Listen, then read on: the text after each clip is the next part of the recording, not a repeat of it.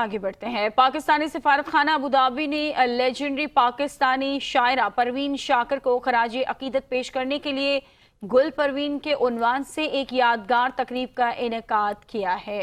تقریب میں شاعری، موسیقی اور روایتی پاکستانی کھانوں کے حسین امتزاج کے ساتھ پاکستان کی ایک بلند پایہ ادبی شخصیت پروین شاکر کی لازوال ادبی میراث کو بھرپور انداز میں منانے کا موقع فراہم کیا گیا۔ سفارت خانے کی جانب سے جاری بیان میں کہا گیا، متحدہ عرب امارات میں مقیم اردو زبان کے شعراء اور دیگر ممتاز شخصیات نے تقریب میں شرکت کی، جس نے اس موقع کو ادب سے لگاؤ رکھنے والے آرٹ کے مداحوں اور کمیونٹی کے لیے مزید خاص بنا دیا۔ تقریب میں پروین شاکر کی ناقابل فراموش شاعری کی زبردست پذیرائی کی گئی۔ ڈاکٹر نور الصبا نے کہا کہ ہمیں پروین شاکر کی غیر معمولی میراث کا احترام کرنے پر فخر ہے، جن کی شاعری وقت، ثقافت اور سرحدوں سے ماورا ہے۔ سفیر فیصل نیاز ترمیزی کا کہنا تھا، مجھے اس شام کا حصہ بن کر خوشی محسوس ہوئی ہے جو پروین شاکر کو خراج عقیدت پیش کرنے کے لیے منعقد کی گئی۔ ایک شاعرہ جن کے الفاظ دنیا بھر کے لوگوں کے ذہنوں میں گونجتے رہتے ہیں۔